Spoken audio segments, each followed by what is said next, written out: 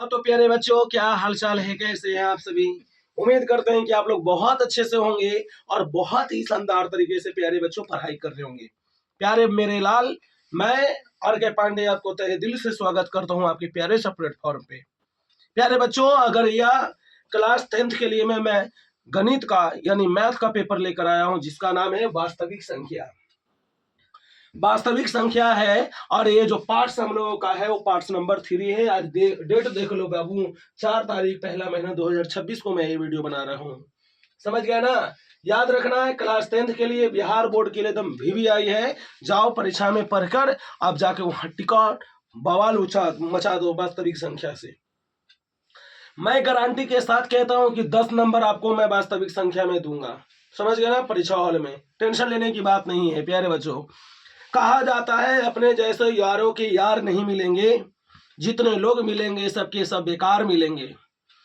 अपने जैसे यारों के यार नहीं मिलेंगे, जितने लोग मिलेंगे सबके सब बेकार मिलेंगे। मिला के कंधा चलने वाला यहाँ कोई नहीं, मिलाकर कंधा चलने वाला यहाँ कोई नहीं।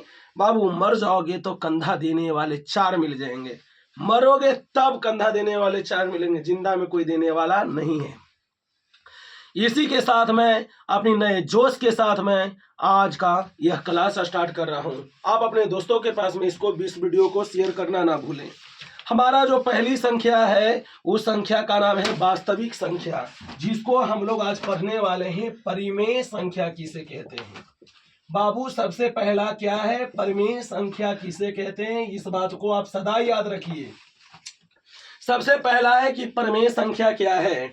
मेरे बाबू याद रखना, ये परिमेय संख्या बहुत से बच्चों को दिक्कत करता है, होश उड़ा देता है। मैं कहता हूं कि आपको एक टॉपिक में प्रॉब्लम नहीं होगा।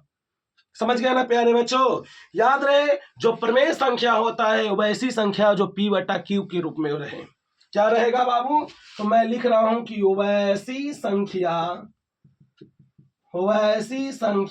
जो P/Q के रूप में P/Q के रूप में नहीं हो, सॉरी हो, P/Q के रूप में हो तो उसे बाबू कौन संख्या कहते हैं, परिमेय संख्या कहते हैं। तो उसे हम परिमेय संख्या कहते हैं। कौन संख्या कहते हैं, तो परिमेय संख्या कहते हैं जी।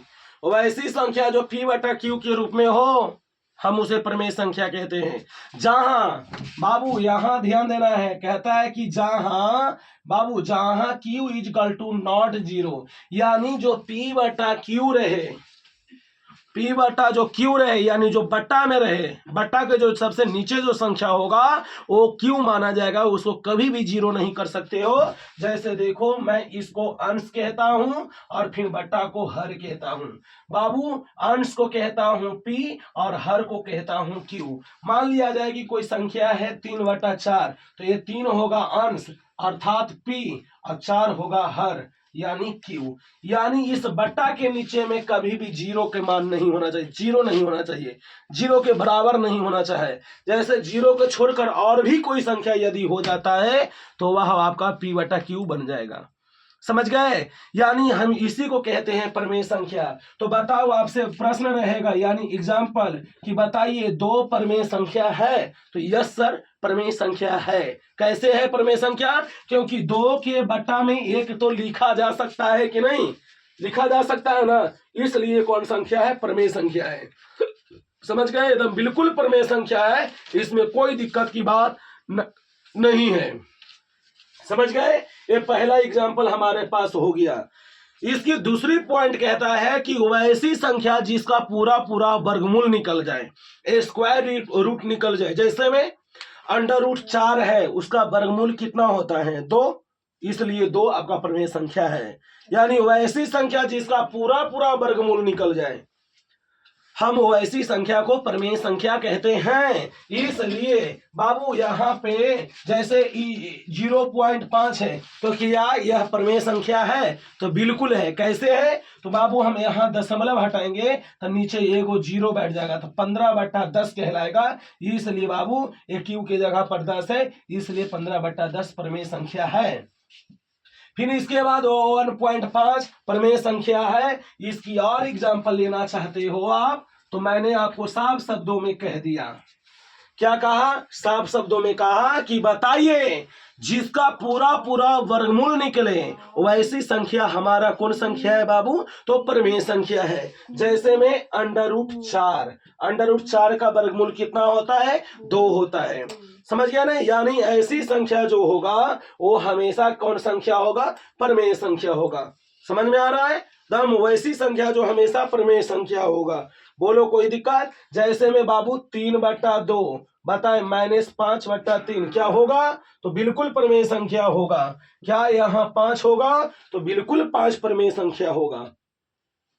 समझ में आया बाबू? इसके बाद अगर कोई भी संख्या रहे, जैसे में 1 रहे तो 1/1 प्रमेय संख्या है, कोई दिक्कत इसमें नहीं है। बोलो समझ में आया कि नहीं आया? आया? तो मैं आपको एक एग्जांपल दे रहा हूं मैथ। तुम मैथ को बताना, बताओ √5 प्रमेय संख्या है?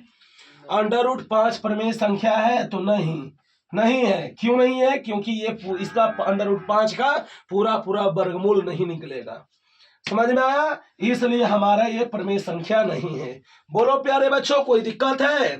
कोई भी संख्या रहे जिस पे √ चढ़ा दिया जाए वैसी संख्या का यदि वर्ग निकलेगा तो प्रमेय संख्या, नहीं निकलेगा तो अप्रमेय संख्या होता है। बोलो कोई दिक्कत है? चलिए बोलो दिक्कत है ना बाबू? नहीं तो वाह, गुड प्यारे बच्चों, बिल्कुल राइट आंसर। ये सारे के सारे आपका कौन संख्या है? प्रमेय संख्या है। बोलो कोई दिक्कत? दिक्कत है? लिख लिए? चलिए प्यारे बच्चों, चलिए अब इसके साथ हम लोग देखने वाले हैं कौन संख्या? तो अप्रमेय संख्या देखने वाले हैं प्यारे बच्चों। अप्रमेय संख्या, अप्रमेय संख्या भी बहुत इजी है, बहुत शानदार है। समझ गए ना? बहुत शानदार है। क्या शानदार है अप्रमेय संख्या जी? तो याद रखना हमारा अगला पॉइंट बनता है अप्रमेय संख्या। कौन संख्या? अप्रमेय संख्या बनता है प्यारे बच्चों। अप्रमेय संख्या कहते हैं वैसी संख्या जिन्हें हम P/Q के रूप में नहीं लिख सकते हैं। जैसे मैं लिख रहा हूं यहां कि वैसी संख्या जिसे हम P/Q के रूप में नहीं लिख सकते हैं। यानी हम P/Q के रूप में नहीं लिख सकते हैं तो हम उसको कहते हैं प्रमेय संख्या। समझ में आया? सॉरी, अप्रमेय संख्या है। एग्जाम्पल में बाबू √2, क्या इसका पूरा पूरा वर्गमूल निकलेगा? तो नहीं निकलेगा, इसलिए यह अप्रमेय संख्या है। बताओ √3 क्या है बाबू? नहीं है। √5 अप्रमेय संख्या है। √7 अप्रमेय संख्या, √11 अप्रमेय संख्या, √13 अप्रमेय संख्या, डॉट इस प्रकार से संख्याएं रहेगा, सारे के सारे अप्रमेय संख्या होगा। समझ गए बाबू? कोई दिक्कत? याद रखना ये सारे के सारे अप्रमेय संख्या है। एक बात याद रखना बाबू, हम याद रखना इसमें एक पाई होता है, इसको बोलते हैं पाई का मान अगर आपसे पूछे तो पाई का मान 22/7 होता है। ठीक है बाबू? हमेशा क्या? पाई, यानी पाई एक अप्रमेय संख्या है। प्रमेय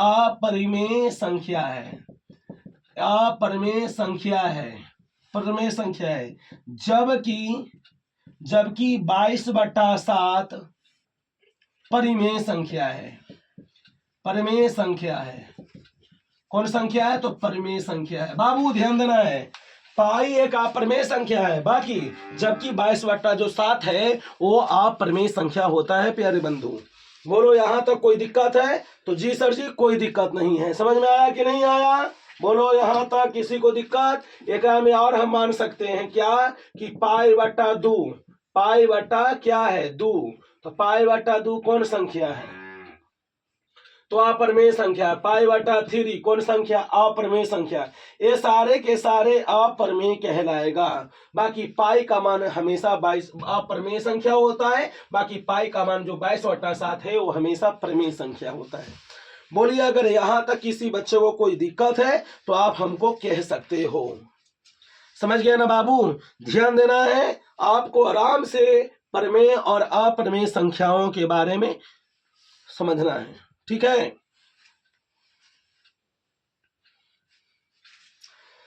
बाबू ध्यान देना है, अब ये दोनों के बारे में समझना है आपको।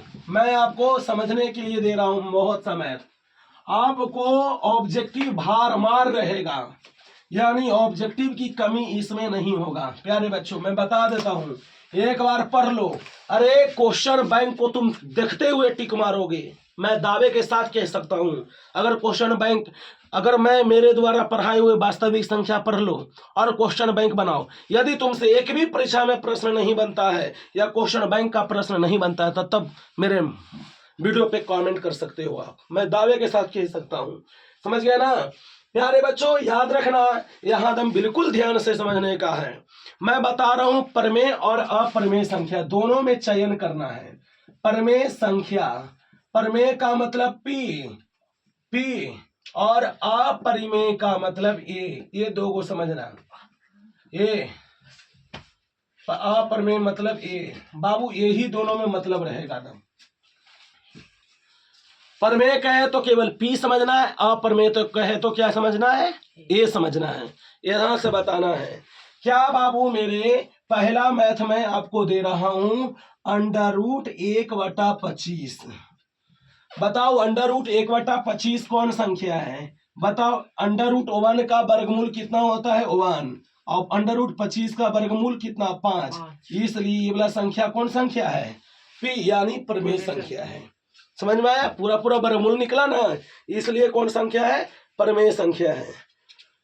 बोलो यहां तक अगर किसी को कोई दिक्कत है तो मुझे बताओ। दिक्कत है? चलिए दूसरी बात है रे बाबू, √7/9 रहे, 7/9, तो √7 के साथ √9 का वर्गमूल कितना होगा? 3। इसलिए अप्रमेय संख्या है। कौन संख्या?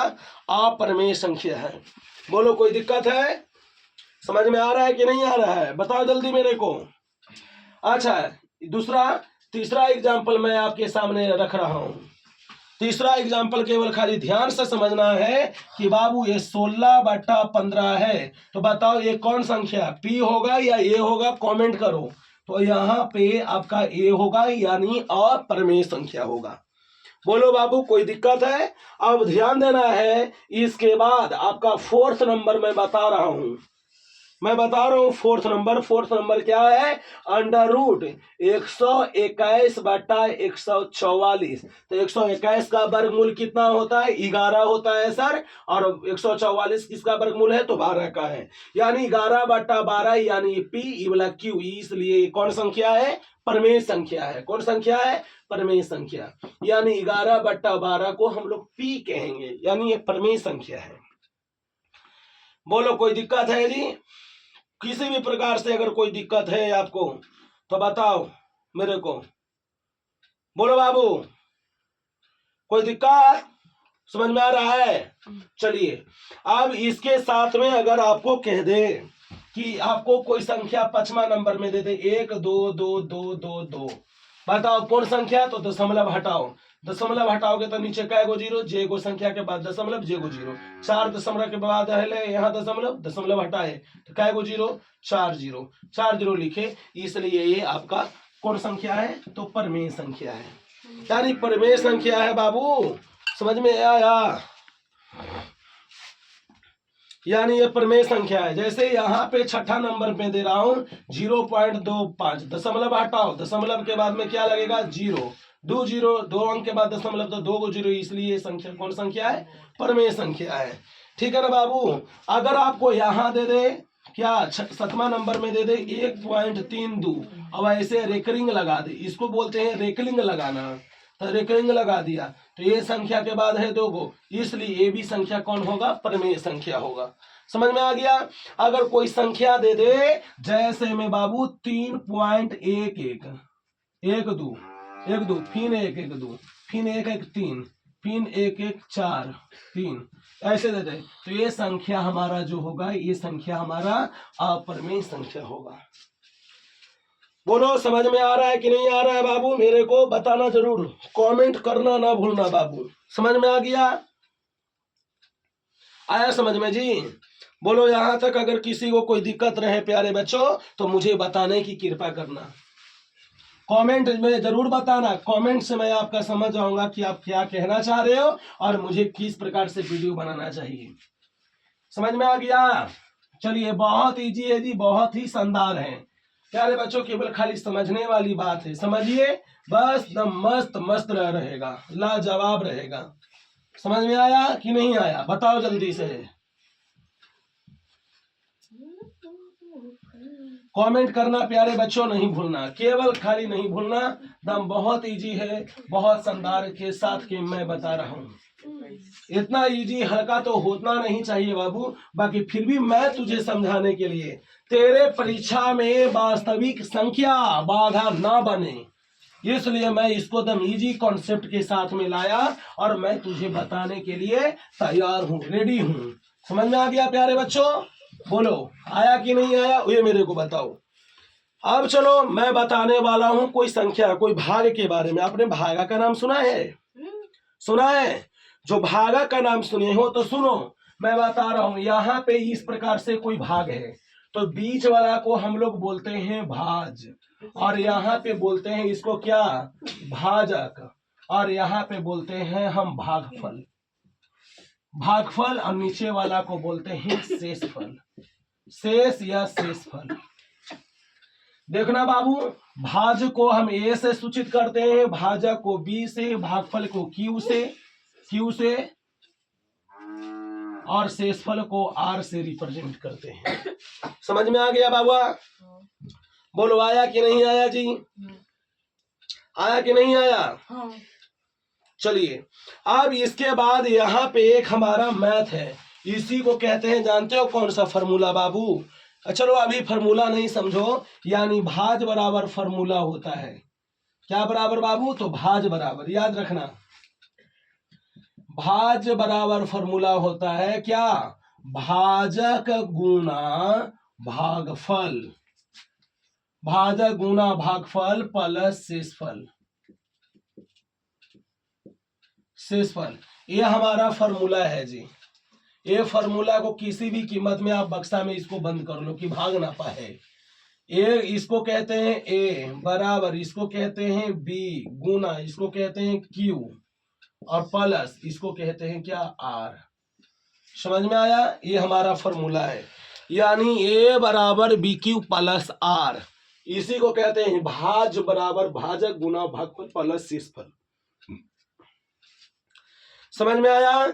आया कि नहीं आया ये बताओ। चलिए जल्दी से इस पर एक मैथ बनाया जाए। आपको एक मैं मैथ दे रहा हूं, बहुत ही इजी है, बहुत ही शानदार है। कहता है अरे बाबू कि भाज्य बराबर 21 हो। भाज्य बराबर कितना हो? 21 हो। और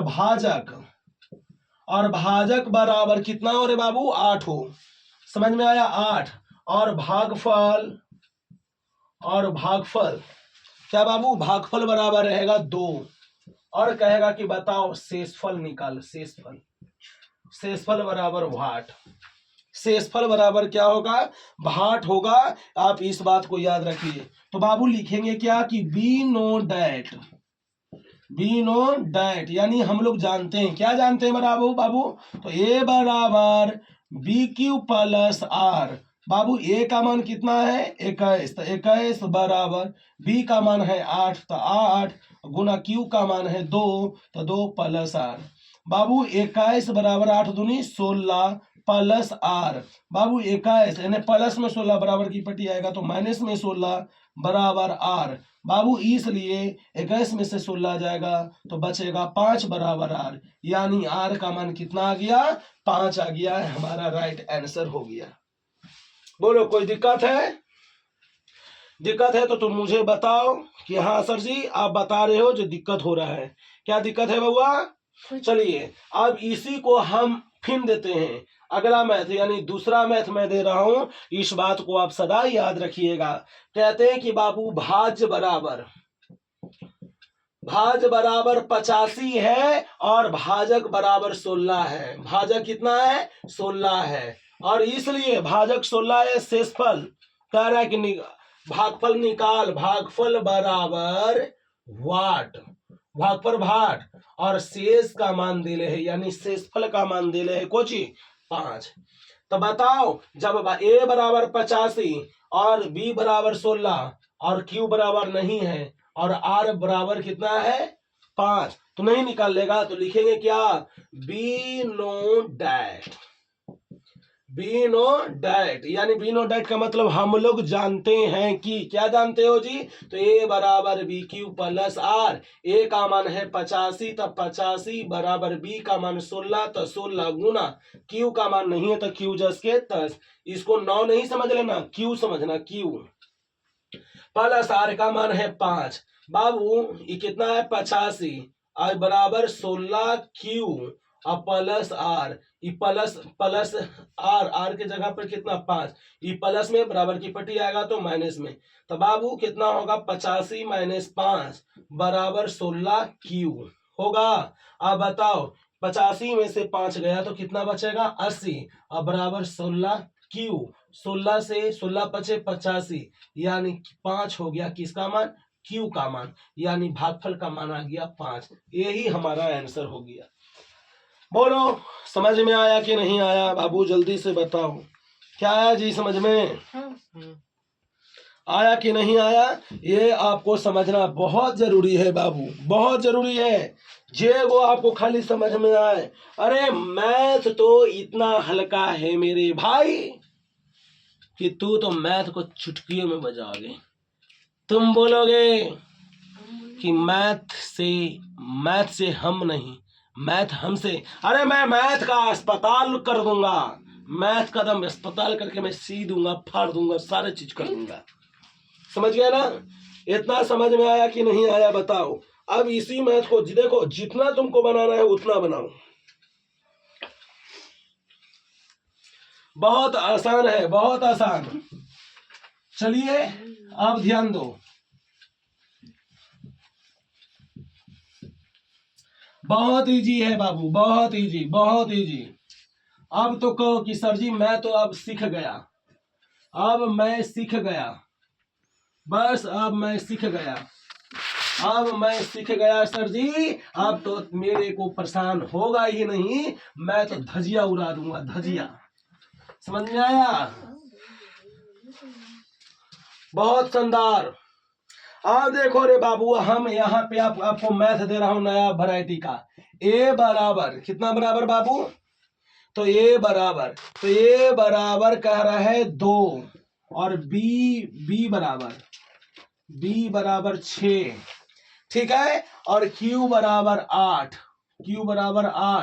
और कह रहा है ना आर बराबर 3, तो ए बराबर 2 नहीं बल्कि ए बराबर वाट होगा, यानी ए का वैल्यू हमको निकालना है, ये मैथ नंबर 1। तो लिखोगे क्या कि बी नो डैट, यानी हम लोग जानते हैं कि, क्या जानते हो, तो ए बराबर बी क्यू प्लस आर, ए का मान कुछ नहीं है तो कुछ नहीं, ए लिखेंगे, बराबर बी का मान 6 तो 6 गुना क्यू का मान 8 प्लस आर का मान 3। बाबू ए बराबर 8 छक कितना हो जाएगा 48 प्लस 3, ए बराबर 48 में 3 जोड़ेंगे तो 51, यानी ए का मान 51, यह हमारा राइट आंसर। बोलो कोई दिक्कत है तो आप मुझे बताओ,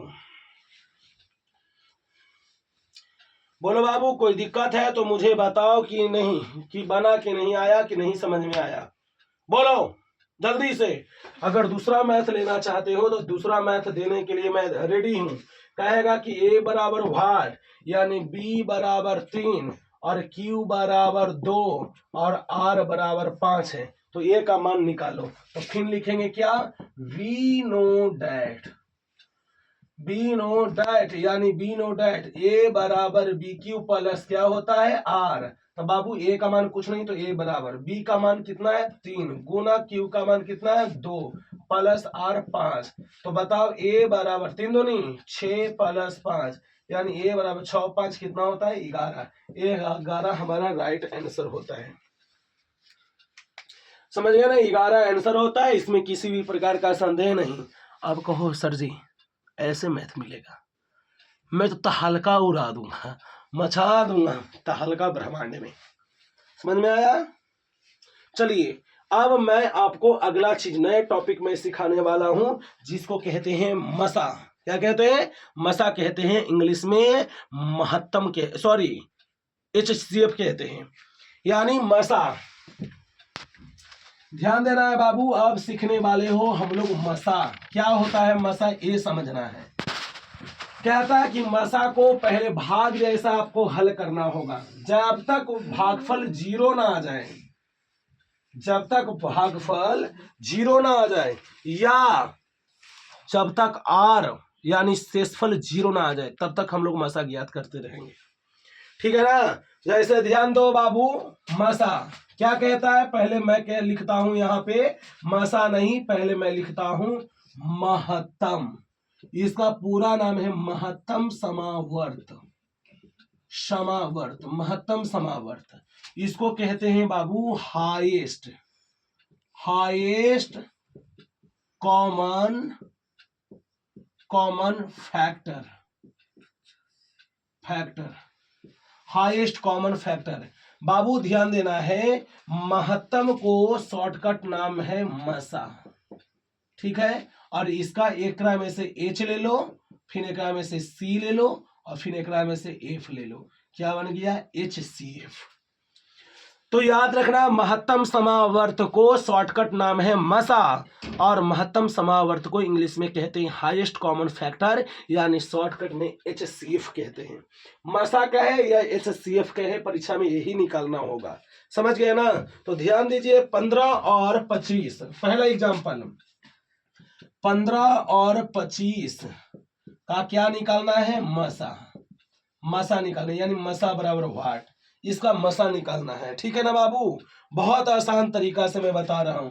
15 25, सबसे पहले जो संख्या दिया हुआ रहेगा मसा में, वो संख्या में पहले छोटी संख्या और बड़ी संख्या का चयन करना है। छोटी संख्या जितना रहेगा और बड़ी संख्या दोनों का पहचान अच्छा से कर लेना है। ठीक है ना? तो बाबू याद रखना, जो सबसे बड़ी संख्या होगा उसका नाम देंगे हम लोग A और जो छोटी संख्या होगा उसको देंगे B। यानी 25 में भागा देना है 15 से। कितना में? 25। यहां लिख दिया और यहाँ पे 15 लिख दिया। ठीक है? भागा दो तो बताओ 25 कितना मरतबे कटेगा? तो 1 मरतबे कटेगा। तो यहाँ पे 15 बचा, यहाँ का 5 5 कट गया तो 0 हो गया और 2 में से गया तो 1, यानी यहाँ 10 बच गया। ठीक है? 10 बच गया। अब ये वाला 15 को यहाँ उतारना है 10, 15 में 10 से भागा दो तो कितना होगा? 1, यहाँ बचेगा 10, उतरा 5, फिर ये वाला 10 को यहाँ लिखेंगे तो 10 और फिर 5 दूनी 10, यानी ये वाला कट गया। यानी शेषफल 0 आया कि नहीं आया? तो कहता है कि अंतिम भाजक इसमें कौन है? बताओ। अंतिम भाजक जो होता है वो 5, यही अंतिम भाजक क्या है? मसा है। क्या है बाबू? अंतिम भाजक को हम लोग क्या कहते हैं? मसा कहते हैं। इसलिए अंतिम भाजक बराबर 5, ये अंतिम बार में 5 बार में कटा है इसलिए मसा है। समझ में आ गया? प्यारे मेरे लाल, मैं और एग्जांपल दूंगा, केवल खाली आपको समझना है। बस कहेगा कि A बराबर 45 और B बराबर 27, निकल जाएगा। तो निकलेगा क्या? HCF बराबर व्हाट, देखना है। तो बाबू कुछ नहीं, A और B को पहले चयन कर लो कि A बराबर 45 और B बराबर 27, यानी A में भागा देंगे किससे? B से, यानी 45 में 27 से भागा देंगे तो यहाँ पे 45 और यहाँ पे 27। बोलो कोई दिक्कत? तो जी सर जी हमको कोई दिक्कत नहीं है। दिक्कत तो ना है ना बाबू? तो चलो हम कितना से लगाएंगे? 1 से लगाएंगे।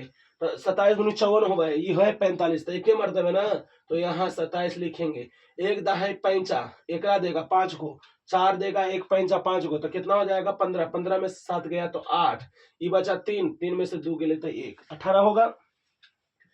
फिर यहाँ ये वाला 27 यहाँ लिखेंगे, तो 27 लिखें तो 1 मरतबे लगेगा, तो यहाँ कितना लिखेंगे बाबू? 18, काटेंगे तो कितना बचेगा? 9, 9 को फिर यहाँ 18 लिखेंगे, 9 दूनी 18, 18 कटा इसलिए कट गया। तो एक में बताओ अंतिम भाजक कौन है? अंतिम भाजक बाबू ध्यान देना है, अंतिम अंतिम भाजक, अंतिम भाजक जो होता है हम उसको कहते हैं मसा। तो अंतिम भाजक कितना है, तो बाबू अंतिम भाजक है 9, तो मैंने 9 लिख दिया और 9 के बाद लिख दिया ये क्या है प्यारे बच्चों, आंसर है। ये क्या है, तो आंसर है। बोलो कोई दिक्कत है तो आप हमको बताओ, दिक्कत है? जी सर जी नहीं दिक्कत है। चलिए कोई दिक्कत नहीं रे बाबू, अब ध्यान देना है, ध्यान देना है बाबू, अब ध्यान दो।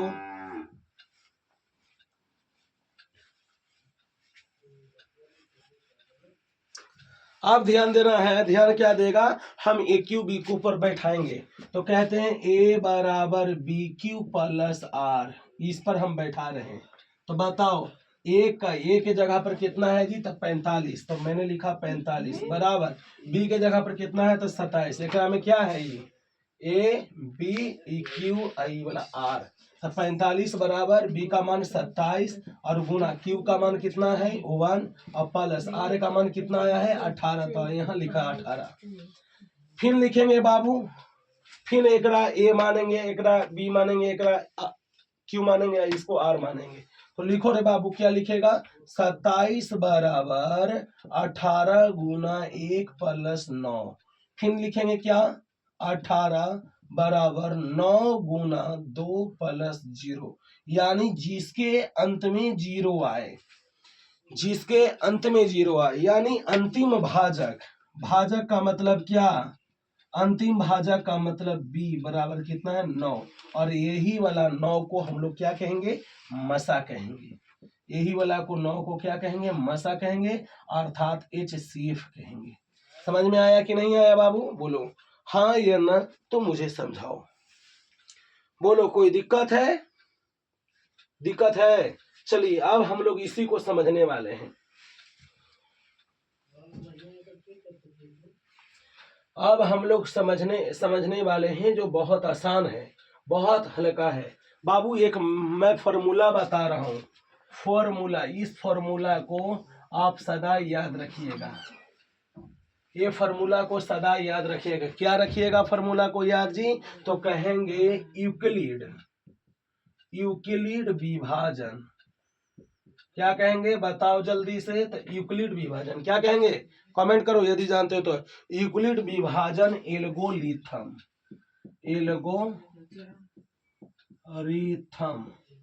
एल्गोरिथम से क्या कहोगे, एल्गोरिथम बराबर, यानी ए बराबर बी क्यू प्लस आर, ए वाला फॉर्मूला है और इस फॉर्मूला का नाम है यूक्लिड विभाजन एल्गोरिथम। क्या नाम है, तो यूक्लिड विभाजन एल्गोरिथम से, यानी ए वाला फॉर्मूला हो गया। आप एल्गोरिथम ना लिखोगे तो यहाँ लिख सकते हो एल्गोरिथम प्रमेय से, यानी ये फॉर्मूला है, इस फॉर्मूला को आप याद रखिएगा। बहुत आसान है, इसमें कोई दिक्कत नहीं है। बोलो समझ में आया कि नहीं आया बाबू, आया, आया कि नहीं आया, जल्दी से बताइए, जल्दी से बताइए, बंद कर। हाँ तो अब देखेंगे क्या, मैंने आपको HCF सिखाया प्यारे बच्चों, मैंने उसका एक फॉर्मूला भी दिया जिसका नाम है यूक्लिड विभाजन एल्गोरिथम प्रमेय से, यानी ए बराबर बी क्यू प्लस आर, ये ऐसा मैंने अभी फॉर्मूला दिया, यानी HCF बताया, महत्तम, जिसको मसा कहते हैं। अब हम जो बताने वाले हैं उसका नाम है लघुत्तम समावर्त। क्या नाम है बाबू हिंदी में, लघुत्तम समावर्त, लघुत्तम समावर्त इसका नाम है। इसका देखो बाबू, इसका पूरा इंग्लिश होता है, देख, इसका लघुत्तम समावर्त को शॉर्टकट नाम है, जानते हो क्या, लसा। क्या नाम है बाबू, लसा। 10वां में निकालना होता है कि नहीं, लसा निकालना होता है ना, निकालना होता है दशा, यानी लघुत्तम समावर्त यानी लसा। इसको इंग्लिश में हम लोग बोलते हैं क्या, लोवेस्ट कॉमन मल्टीप्लाई, इसको शॉर्टकट नाम है LCM। लोवेस्ट से L ले लो, कॉमन से C और मल्टीप्लाई से M ले लो, यानी LCM समझ में आया क्या है लघुत्तम समावर्त यानी लसा, लोवेस्ट कॉमन मल्टीप्लाई यानी एलसीएम। ठीक है ना, एलसीएम निकालना है। अब एलसीएम क्या निकालोगे, कैसे निकालोगे, तो इसको फैक्टर के माध्यम से निकालोगे। फैक्टर का मतलब गुणनखंड करना है, मल्टीप्लाई, कॉमन मल्टीप्लाई, मल्टीप्लाई मतलब गुना, यानी इसको गुना करके निकालना है। जैसे मैंने लिखा पहला मैथ, क्या लिखा रे बाबू, लिखा कि 12 का लसा निकाले, क्या निकाले, लसा, लसा बराबर वाट, निकालना है लसा का मान। तो 12 का टोरो 2 गुना 2 गुना 3, तो 2 दूनी 4, 4 तिहाई 12, इसलिए 2 क्या गो, सबको जोड़ लगाएंगे, 2 2 गो है, 2 के पावर 2 और गुना 3 आंसर। इसी को कहते हैं। समझ में आ गया कि नहीं आया, ऐसे आप बनाओगे। समझ में आया बाबू। अब यहाँ पे दूसरा में रहेगा 16, तो 16 के मल्टीप्लाई करो, तो 2 गुना 2 गुना 2 गुना 2, 2 दूनी 4, 4 दूनी 8, 8 दूनी 16। तो बताओ इस सबको जोड़ा लगाएंगे, जोड़ा लगा तो 2 का स्क्वायर और गुना फिर 2 का स्क्वायर आंसर। ऐसे आपका बनेगा। यानी फैक्टर जो है लोवेस्ट कॉमन मल्टीप्लाई है, हम उसी को कहते हैं क्या, लघुत्तम कहते हैं। आपका लघुत्तम यानी लसा कहते हैं। समझ में आया, बोलो यहां तक किसी को कोई दिक्कत। अब हमारे पास जो मैथ बनेगा वो लघुत्तम और समावर्त, लघुत्तम और महत्तम दोनों बनेगा। यानी एचसीएफ भी निकालना है, एलसीएफ भी निकालना है। आपको हम अगले क्लास में ही वाला बताएंगे। इसके बाद में कौन सी संख्या समान है वो बताएंगे, और उसी के बाद में मैंने सिद्ध करो कि अप्रमेय संख्या, इसके बारे में बताएंगे। ठीक है प्यारे बच्चों, आज का क्लास मैं यहीं तक समाप्त करता हूं। प्यारे बच्चे यहाँ तक मेरी वीडियो को देखा, ध्यान से सुना, ध्यान से समझा, आपने लाइक सब्सक्राइब दोनों करो बाबू मेरे, ताकि मुझे हौसला बनते रहे, मैं वीडियो को बनाता रहूं। प्यारे बच्चों अब मैं वीडियो को समाप्त करता हूं। जय हिंद प्यारे बच्चे, धन्यवाद।